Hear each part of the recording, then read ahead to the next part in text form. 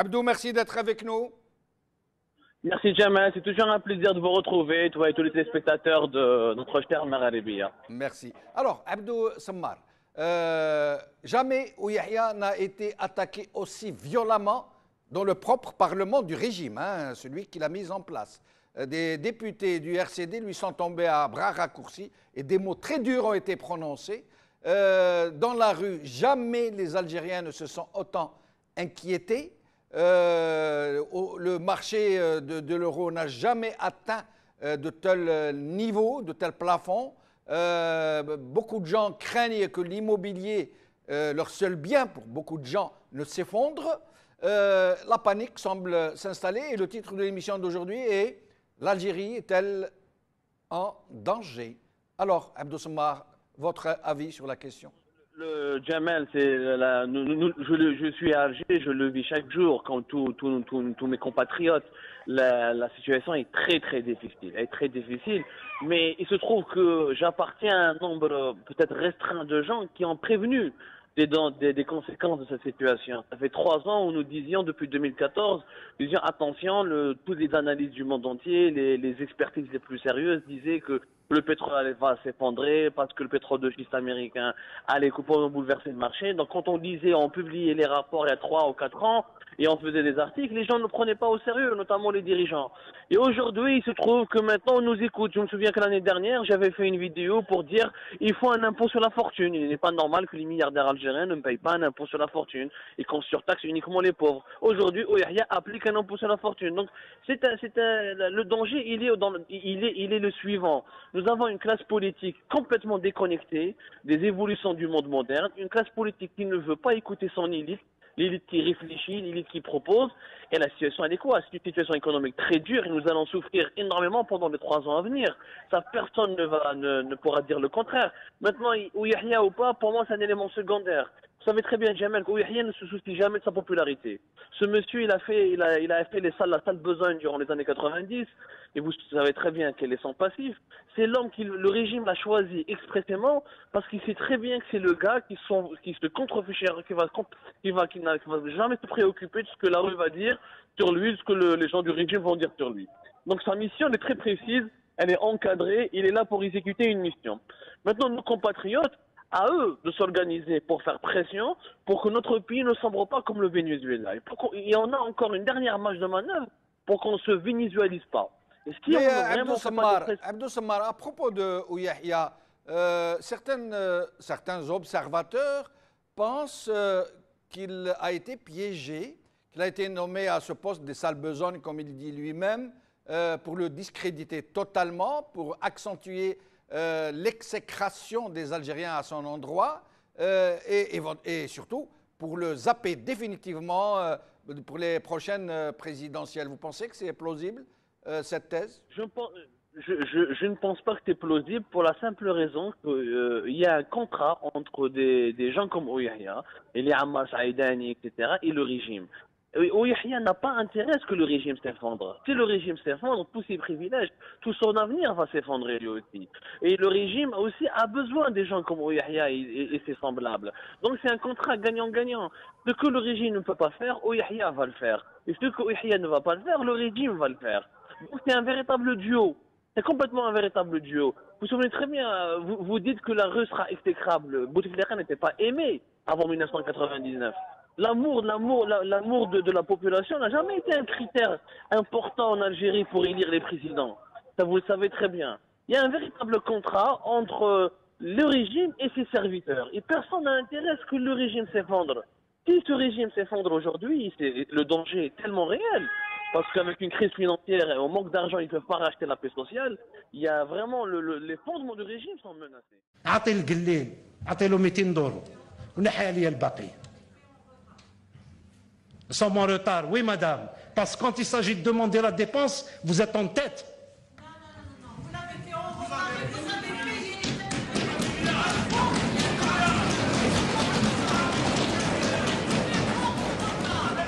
هذا كله يعرفكم الشعب 1000 مليار دولار 1000 مليار دولار قلنا للشعب وين راحت النفاق السياسي انتهى وقته. سيد الرئيس، السيدات والسادة النواب، الشعب اللي راه يسمع فينا ماهوش يسمعكم. السيد الرئيس. Je reviens à Abdou Sammar. Abdou Sammar, vous êtes journaliste, vous êtes très impliqué, vous animez Algérie Part, des articles souvent percutants. Dites-moi très franchement, Abdou Sammar, quelles sont vos sources? Comment faites-vous pour avoir autant d'informations aussi confidentielles? Beaucoup de gens vous accusent d'être à la solde d'un camp contre un autre. Oh mon cher Jamel, je peux te changer je peux te retourner la question. Combien de fois tu as été accusé d'être à la solde de tel ou tel? Je sais, les Algériens, il y a un fantasme. En l'absence d'un projet de société, les Algériens le remplacent par les fantasmes collectifs. Dès qu'il y a quelqu'un qui travaille, il est forcément à la solde de quelqu'un. Il est forcément agent. Oui, c'est-à-dire, on veut nous faire croire on ne peut pas être Algérien et sincère dans son travail. Voilà ce qu'on essaie de ne pas faire croire. Moi, je suis journaliste, il se trouve que oui, j'ai des sources, j'ai travaillé durement pour les avoir, je travaille très durement, Jamel, je pense que tu me connais. Oui. J'ai voulu bâtir un média, et mon métier de journaliste, c'est d'être en contact avec tout le monde. Donc, au sein même du régime, il y a beaucoup de cadres, il y a beaucoup d'agents, il y a beaucoup de militaires, de civils, etc., qui en ont marre de la situation du pays, qui en ont marre d'assister à des pratiques de corruption, qui en ont marre de voir des scandales. Mais justement, Abdou, justement, c'est là où je voulais vous amener. Ces sources qui vous donnent des informations aussi précieuses, aussi graves, très souvent, Algérie Part. Il y a donc, au niveau des hautes sphères de l'État, de grands commis de l'État que cette situation alarme, des gens qui voudraient chasser le régime ou du moins qui voudraient contribuer à un changement véritable? Absolument. Ils sont peut-être pas des grands commis de l'État, mais tu as des cadres. Tu as des cadres qui, dans certains, occupent des fonctions importantes, qui veulent le changement, qui souhaitent le changement et qui militent à leur façon de l'intérieur pour le changement. Et ils sont très nombreux. Moi, les dossiers que j'arrive à récolter, dans les informations que j'arrive à confirmer, etc., c'est comme dans beaucoup de pays à travers le monde, il y a des gens au sein du système qui sont mécontents et qui, par leur fonction, ne peuvent pas réagir publiquement ou faire des choses. Donc, il y a le quatrième pouvoir qui est la presse, et il y a heureusement le cinquième pouvoir qui est Internet. Oui, mais Abdou Sammar, est-ce que ces gens qui vous donnent ces informations, qui sont à des sphères importantes j'allais dire des régimes, bon, soyons gentils, de l'État, est-ce que ces gens sont conscients que le pays est en grand danger? Bien sûr qu'ils sont conscients. Ils le vivent chaque jour. Ils le vivent chaque jour. Ils sont les premiers. Quand tu es au cœur de la décision, tu es le plus conscient des problèmes.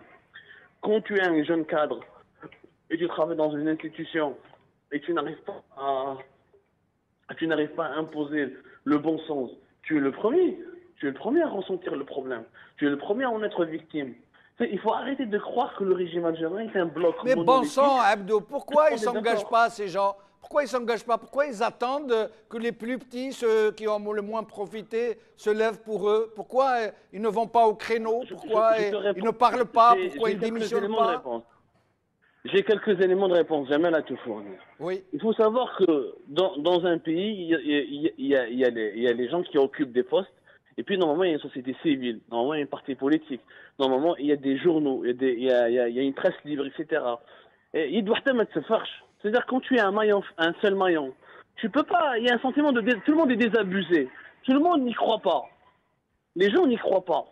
Et les gens qui sont à l'intérieur du système, pour qu'il y ait un changement, il faut qu'il y ait une conjoncture, il faut qu'il y ait un rassemblement entre ces gens-là de bonne foi et entre une société civile qui est active et entre une presse libre qui est indépendante. C'est-à-dire, on ne peut pas les responsabiliser uniquement, ces gens-là. Abdou Sammar, une minute avant de revenir vers Behamou pour qu'ils ne disent pas qu'il a été zappé, qu'il n'a pas eu son temps d'intervention. En une minute, on l'a perdu. Alors, Abdou Sammar, est-il vrai que le directeur de l'hôpital le plus performant du pays soit décédé il y a 2 jours, je crois, ou 3, dans un hôpital parisien? Je n'ai pas cette information pour pouvoir te la confirmer. Je te promets de faire mes investigations. Oui. Mais moi, je m'inquiète beaucoup plus pour tout le pays qui risque de décéder que pour un simple cadre. Le problème est nettement beaucoup plus grave. D'accord. Mais sinon, Abdou Sammar, sur le marché de l'euro, marché noir pour Saïd, et tous les marchés cambistes du pays où l'euro s'échange librement, je rappelle, hein, librement, sous les yeux de la police, personne ne les interpelle parce que le régime a peur des gens qui ont besoin de l'euro pour faire sortir leur dinar du pays. Est-ce que vous pensez que la tendance à la hausse, à la flambée de l'euro va continuer? Et inévitablement, le dinar sera dévalué. Avec la planche à billets, le dinar sera nettement plus dévalué. Et la monnaie, les devises vont baisser parce que les importations sont en train de baisser avec toutes les restrictions bancaires qui sont imposées aux importations. Donc les euros, les devises vont baisser. Donc oui, ça va augmenter, ça va encore augmenter. C'est un passage qui, de toute façon, rationnellement, c'était prévisible. On l'a écrit, Jamal. On l'a dit, on l'a écrit. On a écrit que le dinar va dévaluer encore davantage. Et même, j'en ai même fait toute une enquête pour expliquer pourquoi il faut créer une nouvelle monnaie. L'Algérie a aujourd'hui besoin d'une nouvelle monnaie. Merci, merci Abdou Sammar. Au plaisir de vous...